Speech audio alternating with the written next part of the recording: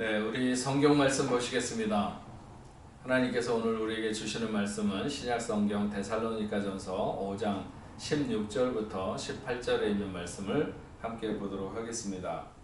신약성경 334페이지 데살로니가전서 5장 16절부터 18절입니다. 항상 기뻐하라, 쉬지 말고 기도하라, 범사에 감사하라.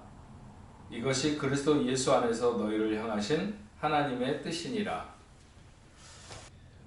네, 복리프 성도 여러분, 오늘 화요 예배를 통해서 우리가 생각하려고 하는 말씀은 너무나도 잘 알고 있는 말씀이죠. 신앙생활이라고 하는 것이 많은 사람들이 생각하는 것처럼 마음의 자극만은 아닙니다. 오히려 실제적이고 구체적인 생활 속에서 우리의 신앙을 어떻게 구현해내는가 하는 것이 훨씬 더 중요합니다. 그래서 오늘 말씀을 통해서 우리가 우리의 신앙생활, 즉 영적인 건강검진을 해볼 수 있는 그런 말씀이다, 이렇게 생각을 합니다. 항상 기뻐하라, 쉬지 말고 기도하라, 범사에 감사하라. 이것이 그리스도 예수 안에서 너희를 향하신 하나님의 뜻이니라. 이 우리를 향하신 하나님의 뜻대로 우리가 산다면 우리는 잘 살고 있는 것이 틀림없다고 생각이 듭니다. 물론 이 말들이 의미하는 바를 우리가 바로 깨닫고 있느냐 하는 것이 매우 중요하겠죠. 그래서 우리 한번 차례대로 따라가면서 몇 가지 오늘 말씀에서 말씀하고 있는 중요한 내용들을 생각해 보면 우리 신앙생활이 바르게 가고 있는가 하는 것을 한번 점검해 볼 수 있지 않을까 싶습니다. 가장 먼저 항상 기뻐하는 생활을 우리가 하고 있는가 하는 것이죠.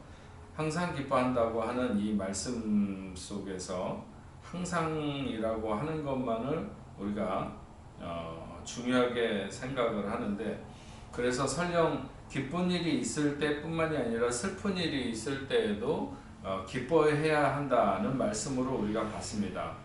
쉽지 않은 일이지만 매우 중요하죠. 그러나 이 항상이라는 말씀보다는 먼저 기뻐한다는, 우리가 먼저 기뻐한다는 것이 무엇인가를 생각해야 됩니다. 기뻐한다고 하는 것이 무엇인가, 어떻게 하는 것이 기뻐하는 것인가 하는 것이죠. 사실 멈추지 않고 소리를 내어 웃는다든지, 그렇지 않으면 살짝 기품 있게 미소를 짓는다든지, 좋은 일이 있어서 소리를 내어 웃는 것은 그렇다 치더라도 고통스러운 일에 그렇게 웃거나 기품 있는 미소를 짓는다면 그건 오히려 더 섬뜩하고 무섭지 않을까, 이런 생각을 할 수 있습니다. 항상 기뻐하라는 것은, 그리고 먼저 기뻐하라고 하는 것은 무엇인가 하는 것인데, 이사야 58장 13절 14절 말씀에 보면 이런 말씀이 기록되어 있습니다.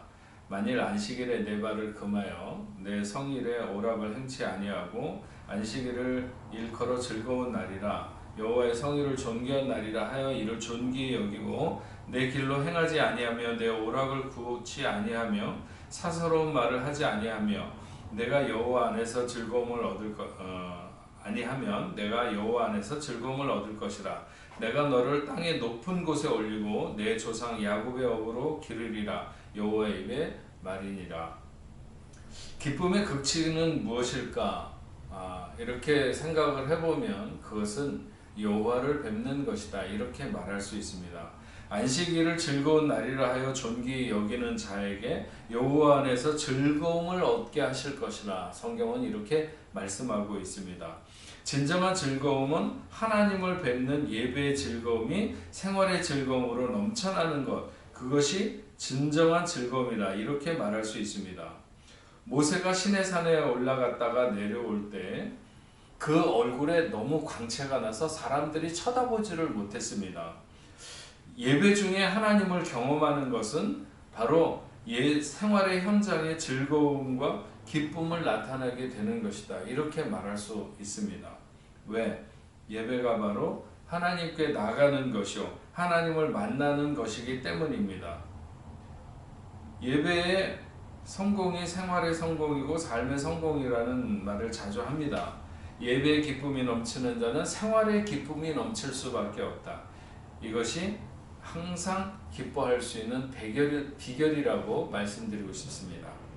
말세에 두드러지는 현상 중에 하나가 바로 모이지를 않는 것입니다. 히브리서 10장 25절에 잘 예언하고 있죠. 모이기를 패하는 어떤 사람들의 습관과 같이 하지 말고 오직 권하여 그날이 가까움을 볼수록 더욱 그리하자. 그렇습니다. 부지런히 서로를 권해서 열심히 모여야 하는데 우리는 여러 가지 내 개인적인 어떤 그런 그 삶의 어떤 태도뿐만이 아니라 사회적 분위기라든지 또 환경이라든지 여러 가지가 우리가 교회에 나가서 예배드리기를 어렵게 만드는 그런 시대를 우리가 맞고 있는 것이 틀림없습니다. 주일에 교회에 나와서 예배를 드린다고 해서 우리의 신앙생활이 다 되는 것은 아니지만 주일을 지켜서 하나님께 예배하는 것을 중요하게 생각하지 않는 한 절대 신앙이 자란다고는 생각하지 말아야 합니다. 그리고 하나님을 만나는 설레임으로 예배에 나오고 또 그분의 은혜를 누리고 깨닫는 기쁨이 없이 생활의 기쁨이 넘친다? 그것은 가짜일 수 있고 어림도 없는 이야기입니다. 우리가 올해 참 만나고 있는 여러 가지, 그래서 생활에 경제적으로 미치거나 아니면 내가 꿈을 향해서 나가지 못하는 이런 여러 가지 환경의 변화, 이런 것들이 있지만 그 중에서도 주일을 하나님 앞에 예배당에 나와서 예배할 수 없다고 하는 것이 너무나도 큰 어려움입니다.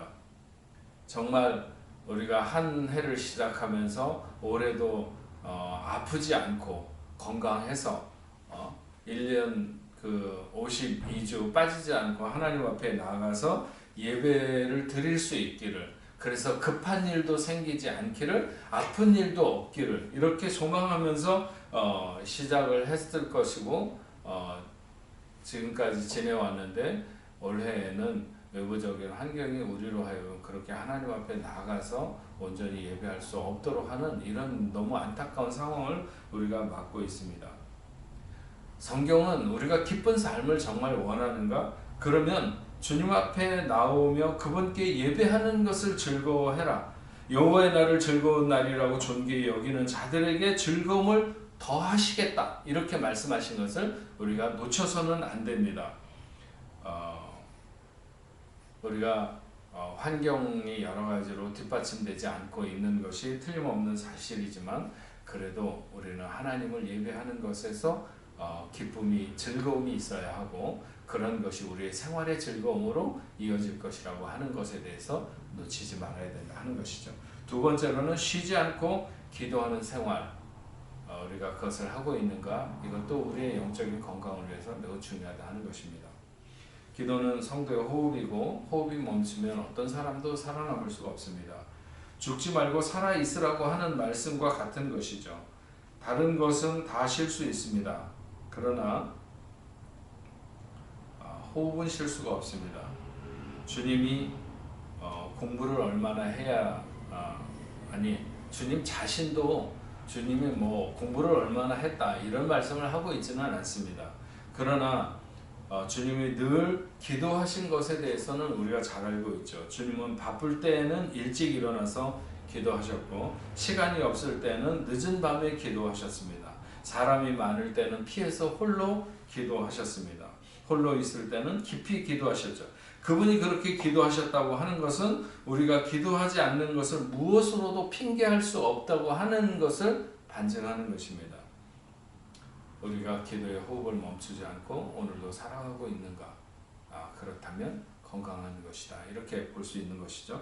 그냥 죽을 것인가? 기도할 것인가? 우리는 선택해야 됩니다. 기도의 호흡이 늘 건강해야 됩니다. 한 사람의 기도가 군대의 힘을 이길 수 있지만 함께 기도하게 될 때는 하늘을 움직일 수 있다고 하는 것입니다. 혼자 기도가 잘 안 될 때 같이 기도하는 것이 하늘의 지혜라고 말할 수 있죠. 그 사모함은 반드시 하나님의 응답이 있습니다. 그래서 열심히 기도하는 것이 중요하고 같이 기도하는 게 중요하고 서로를 위해서 기도하는 것이 또한 중요하다 하는 것입니다. 기도하면서 오늘을 살아가고 있는가 우리는 다시 한번 점검해야 됩니다. 기도가 성도의 호흡이라면 말씀은 성도의 양식이라고 말할 수 있죠. 예. 기도의 호흡을 하지 않고 살아갈 수 없지만 양식을 취하지 않고도 살아갈 수 없습니다. 이스라엘 백성들이 40년을 한결같이 아침마다 들에 나가서 그들이 먹을 수 있는 양식을 취했습니다. 만나는 인생이 하나님의 말씀으로 산다고 하는 것을 보여준 가장 큰 증거이죠. 도대체 그 많은 백성들이 40년을 먹이시는 양식이 그것이 지금 어디에 있는가? 그것은 그때 40년간만 역사하신 것이죠. 그러나 우리에게는 생명의 양식이 지금 있습니다. 그것이 바로 하나님의 말씀인 것이죠.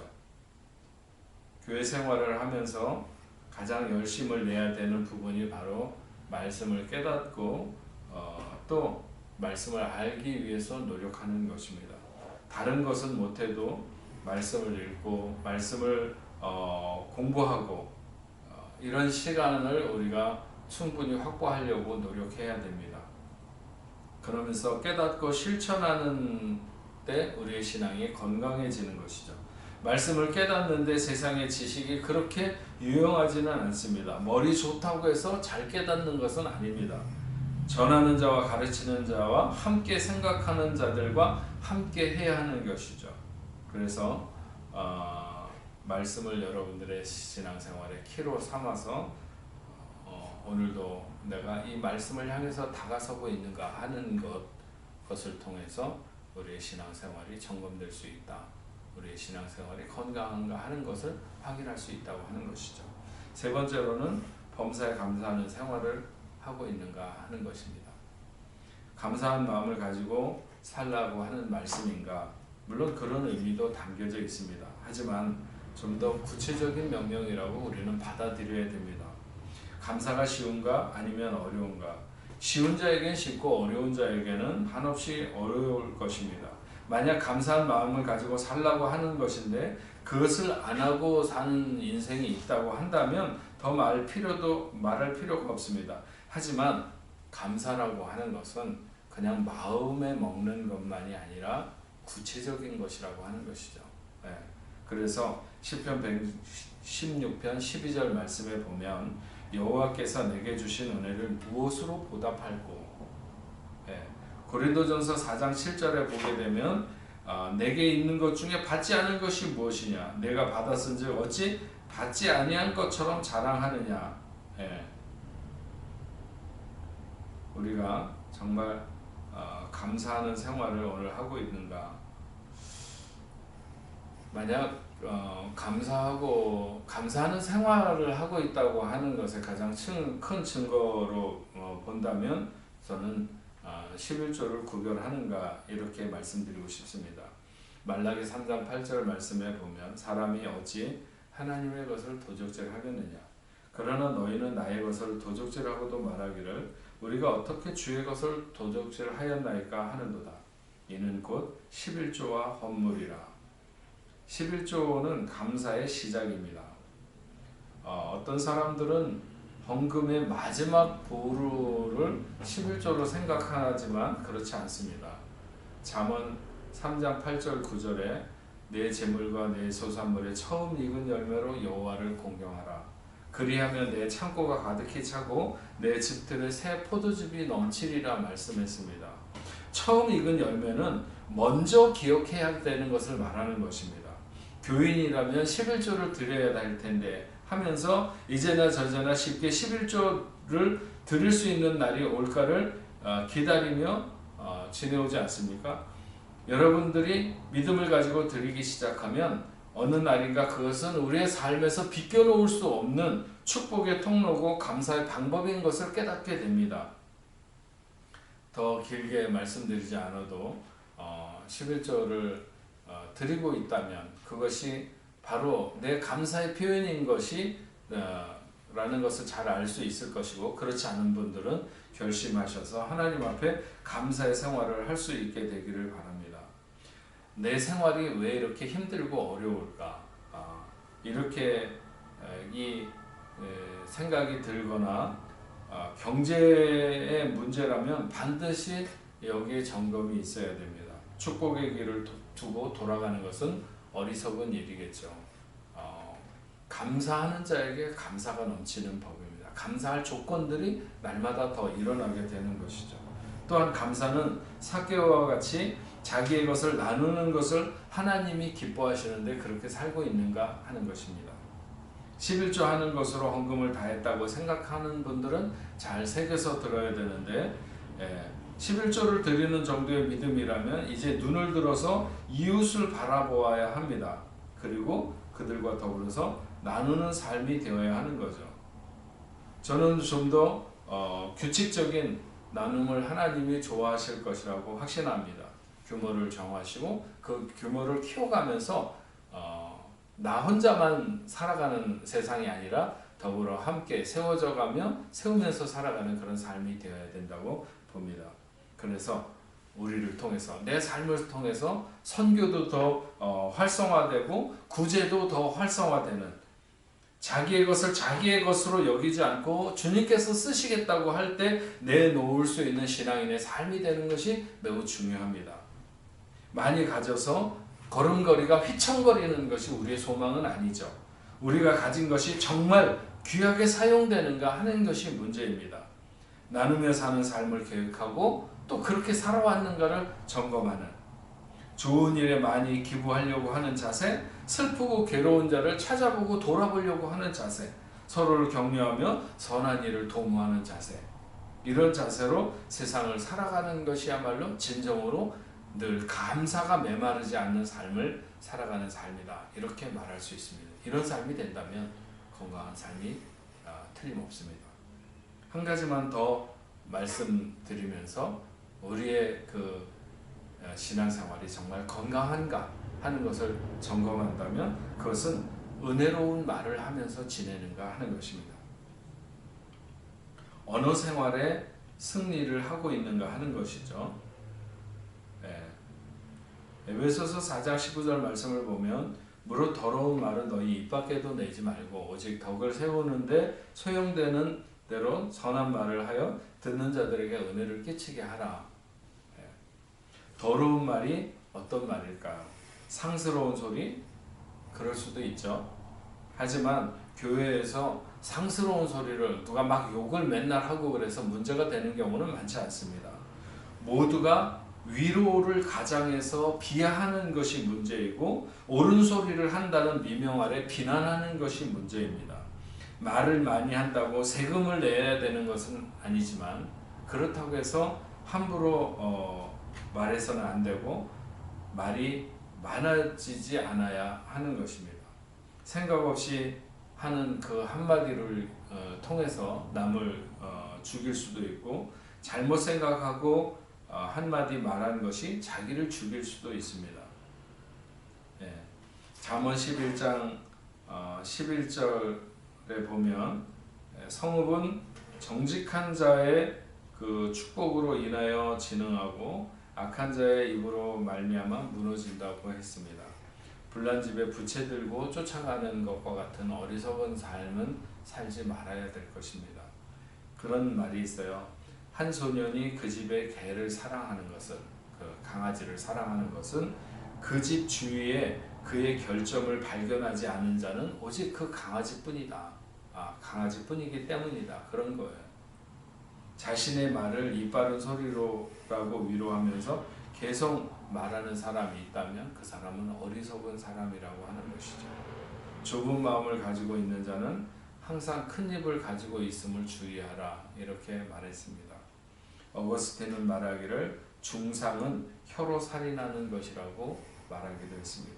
좋은 말을 하면서 오늘 우리가 신앙생활을 하고 있는지 다시 한번 점검할 수 있기를 바랍니다.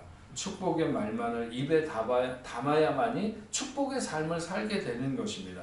할 수 있으면 복음 전하는 말, 생명 있는 말만을 하는 내 삶이 되겠다. 이렇게 될 때 우리의 신앙생활이 건강해지는 거죠. 사랑하는 성도 여러분, 우리는 어떤 환경에서든지 주의를 잘 성수해서 예배하는 즐거움 가운데 우리의 생활 속에 기쁨이 넘치도록 해야 된다. 또 기도를 통해서 한순간도 성도의 호흡이 멈춰서는 안 된다.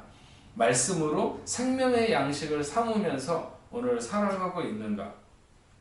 특별히 11조를 통해서 감사를 하고 있는가? 이웃을 위해서 나눔의 삶을 통해서도 감사로 하나님 앞에 기쁨이 되는가? 은혜로운 말로 자신이나 혹 이웃에게 덕을 세우며 은혜를 끼치는 말을 우리가 하면서 오늘을 보내고 있는가? 이런 말씀들을 통해서 우리가 내 신앙생활이 정말 건강한가 그렇지 않은가 하는 것을 점검해 볼 수 있는 저 여러분들 될 수 있기를 바랍니다. 항상 기뻐하라, 쉬지 말고 기도하라, 범사에 감사하라. 이것은 그리스도 예수 안에서 너희를 향하신 하나님의 뜻입니다. 우리가 정말 이 말씀 속에 우리의 신앙생활을 다시 한번 점검하고 우리 복래포교회 성도들이 모두 다 영적으로 신앙적으로 건강할 수 있는 여러분 되시기를 주의 이름으로 축원합니다. 기도하겠습니다. 은혜로우신 하나님 아버지 감사합니다. 오늘도 화요 예배를 통해서 우리가 생각한 것은 너희는 항상 기뻐하는가, 쉬지 않고 기도하는가, 범사에 감사하는가 하는 말씀을 우리가 오늘 점검을 해보고 우리의 신앙생활이 정말 건강한가, 이 시대에 하나님의 뜻을 이루며 살아가는 삶이 되고 있는가 하는 것을 점검해보게 하시니 감사함을 드립니다. 마땅히 우리가 그렇게 살았어야 하지만 그렇지 못할 때가 많이 있었습니다. 하나님 다시 한번 우리에게 능력을 허락해 주셔서 하나님의 말씀을 따라서 오늘 우리가 항상 기뻐하고 범사에 감사하고 또 항상 기도할 수 있는, 늘 기도할 수 있는 그런 생활이 될 수 있도록 하나님 도와주셨기를 간절히 바라고 원합니다. 그래서 이 시대 가운데 아무리 어렵고 힘든 시대라 할지라도 우리 복래포교회 성도들이 다 믿음으로 승리할 수 있는 귀한 자녀들 되도록 역사하여 주옵소서. 감사드리며 예수님의 이름으로 기도합니다. 아멘.